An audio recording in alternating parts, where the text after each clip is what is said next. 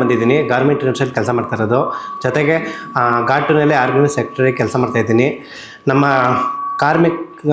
Garment ಕಾರ್ಮಿಕರಲ್ಲಿ ಅಂದರೆ almost ಆಲು 90% ಬರೀ ಹೆಣ್ಮಕ್ಳೇ ಕೆಲಸ ಮಾಡ್ತಾ ಇರೋದು. ಅವ್ರು ಹೆಂಗೆ ಕೆಲಸ ಮಾಡ್ತಾರೆ ಅಂದರೆ ಬೆಳಗ್ಗೆ 5 ಗಂಟೆಗೆ ಹೇಳ್ತಾರೆ. 5 ಗಂಟೆಗೆ ಎದ್ದು ಮನೆ ಕೆಲಸ ಎಲ್ಲ ಮುಗಿಸಿ ಮತ್ತು ಮಕ್ಕಳು ಮತ್ತು ಗಂಡಂಗೆ ಎಲ್ಲ ಥರ ನಾಷ್ಟ ಊಟ ಎಲ್ಲ ರೆಡಿ ಮಾಡಿ ಆನಂತರ ಅವರು ರೆಡಿಯಾಗೋಕ್ಕೂ ಟೈಮ್ ಸಿಗೋಲ್ಲ. ಅಂಥದ್ರಲ್ಲಿ ತಿಂಡಿನೂ ತಿನ್ನಿರಲ್ಲ. ಆ ಟೈಮಲ್ಲಿ ಆಟೋನೋ ಇಲ್ಲ ಬಸ್ಸೋ ಏನೋ ಹೋಗ್ತಾ ಇರ್ತಾರೆ, ಅಲ್ಲಿ ತಿನ್ಕೊಂಡು ಹೋಗ್ತಾರೆ. ಜೊತೆಗೆ ಫ್ಯಾಕ್ಟ್ರಿ ಬರ್ತಾರೆ. ಫ್ಯಾಕ್ಟ್ರಿ ಬಂದ್ಬಿಟ್ಟು 9 ಗಂಟೆ ಒಳಗಡೆ ಇರಬೇಕಲ್ಲ. 9 ಗಂಟೆಯಿಂದ 1 ನಿಮಿಷ ಏನಾದರೂ ಲೇಟ್ ಆಯಿತು ಅಂದರೆ ಗೇಟಿಂದ ಆಚೆ ನಿಲ್ಲಿಸಿರ್ತಾರೆ.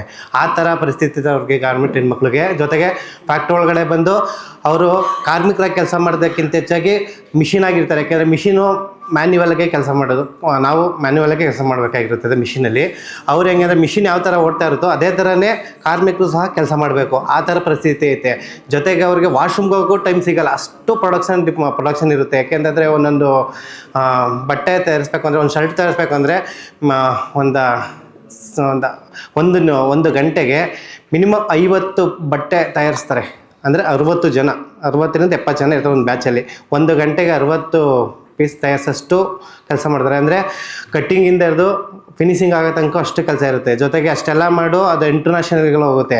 ಅಷ್ಟೆಲ್ಲ ಕೆಲಸ ಮಾಡಿ ಮತ್ತು ಅಲ್ಲಿ ಮ್ಯಾನೇಜರ್ಗಳಿಗೆ ಎಷ್ಟಿರುತ್ತೆ ಅಂದರೆ ಲಕ್ಷಾಂತರ ರೂಪಾಯಿ ಸ್ಯಾಲ್ರಿ. ಒಬ್ಬ ಮ್ಯಾನೇಜರ್ಗೆ 1 ಲಕ್ಷ 1.25 ಲಕ್ಷ ರೂಪಾಯಿ ಸ್ಯಾಲ್ರಿ ಇರುತ್ತೆ. ಒಬ್ಬ GMಗೆ 2.5 ಲಕ್ಷ ರೂಪಾಯಿ. ಅವ್ರು ಏನು ಕೆಲಸ ಮಾಡಲ್ಲ, ಬರೀ ಈಗ ವರ್ಕರ್ಗಳಿರ್ತಾರಲ್ಲ ಅವ್ರಿಗೆ ಬರೀ ಶೋಷಣೆ ಮಾಡಿ ಕೆಲಸ ಮಾಡಬೇಕು, ಪ್ರೆಜರ್ ಕೊಡ್ತಾರೆ ಅವ್ರಿಗೆಲ್ಲರಿಗೂ. ಆ ಪ್ರೆಜರಲ್ಲಿ ಪಾಪ ಅವ್ರಿಗೆ ಮಧ್ಯಾಹ್ನ ಟೈಮ್ ಊಟನೂ ಸಹ ಮಾಡಿರಲ್ಲ, ಅಷ್ಟು ಕೆಲಸ ಮಾಡ್ತಾಯಿರ್ತಾರೆ. ಅಂಥದ್ರಲ್ಲಿ ಜೊತೆಗೆ ಸಂಜೆ ಆದಮೇಲೆ ಮನೆಗೆ ಹೋಗ್ತಾರೆ. ಮನೆಗೆ ಹೋಗ್ತಾರೆ, ಅಷ್ಟೆಲ್ಲ ಕೆಲಸ ಮಾಡ್ಕೊಂಡು ಮನೇಲಿ ಹೋಗಿ ಕೆಲಸ ಮಾಡಬೇಕು. ಅವ್ರಿಗೆ ಒಂದು 8 ಅವರ್ ಸಹ ನಿದ್ದೆ ಮಾಡಿರಲ್ಲ ಅವರು. ಒಂದು 6 ಅವರ್ ನಿದ್ದೆ ಮಾಡಿದ್ರೆ ಅದೇ ಹೆಚ್ಚು. ಜೊತೆಗೆ ಅಲ್ಲಿ ಇನ್ನೊಂದೇನೆಂದರೆ ಗಾರ್ಮೆಂಟ್ ಇಂಡಸ್ಟ್ರೀಲಿ 11,000 ರೂಪಾಯಿ ಮಾತ್ರ ಸ್ಯಾಲ್ರಿ ಬರ್ತಾ ಇರೋದು. ಅಷ್ಟರಲ್ಲಿ ಮನೆ ಬಾಡಿಗೆ ಕಟ್ಟಬೇಕು, ಮತ್ತು ಮನೇಲಿ ಗಂಡ ಇರ್ತಾರೋ ಇರಲ್ಲ, ಮತ್ತು ಕುಡುಕಾಗಿರ್ತಾರೆ, ಅವರ ಸಂಬಳದಲ್ಲೇ ಮಿಂಗಲಾಗಿರ್ತದೆ ಮನೆ. ಆ ಟೈಮಲ್ಲಿ ಜೊತೆಗೆ 11,000 ಸ್ಯಾಲ್ರಿಲಿ ಮಿನಿಮಮ್ ಅಂದರೂ ಒಂದು 6-7 ಸಾವಿರ ರೂಪಾಯಿ ಬಾಡಿಗೆ ಕಟ್ಟಬೇಕು. ಮಿಕ್ಕಿದ್ರಲ್ಲಿ ಊಟಕ್ಕೆ ಮತ್ತು ಮಕ್ಕಳು ಫೀಸು ಕಟ್ಟೋಕ್ಕೂ ಆಗಲ್ಲ, ಸಾಲ ಮಾಡ್ತಾರೆ. ಮತ್ತು ಕೇಂದ್ರ ಅವು ಇವೆಲ್ಲ ತಗೊಂಡು ಫುಲ್ಲು ಮಾನಸಿಕವಾಗಿ ತೊಂದರೆ ಅನುಭವಿಸ್ತಾ ಇರ್ತಾರೆ. ಜೊತೆಗೆ ಕಂಪ್ನಿಗಳಲ್ಲೂ ಶೋಷಣೆಯಲ್ಲಿ ಇರ್ತಾರೆ. ಯಾಕೆಂದರೆ ಕೆಲಸದ ಪ್ರೆಜರ್ ಇರುತ್ತೆ, ಆ ಥರ ಎಲ್ಲ ಶೋಷಣೆ ಪಡ್ತಾಯಿದ್ದಾರೆ. ಆದರೆ ಸರ್ಕಾರಕ್ಕೆ ಗಾರ್ಮೆಂಟ್ ಇಂಡಸ್ಟ್ರಿಲಿ ಮಿನಿಮಮ್ ವೇಜ್ ಅಂತಲೇ ಮಾಡಿ ಅಲ್ಲೇ ಒಂದು 15 ವರ್ಷದಿಂದ ಹೋರಾಟ ನಡೀತೈತೆ.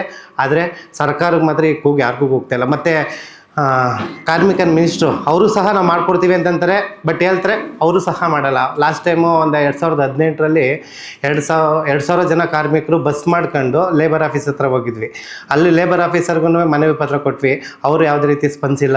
ಜೊತೆಗೆ ಇನ್ನೂ ಹೋರಾಟ ನಡೀತಾನೆ ಐತೆ. ಬಟ್ ಗಾರ್ಮೆಂಟ್ ಇಂಡಸ್ಟ್ರಿಗೆ ಮಾತ್ರ ಯಾವುದೇ 11,000 ರೂಪಾಯಿ ಬಿಟ್ಟರೆ ಇನ್ನು 1 ರೂಪಾಯಿ ಸಹ ಜಾಸ್ತಿ ಮಾಡಿಲ್ಲ.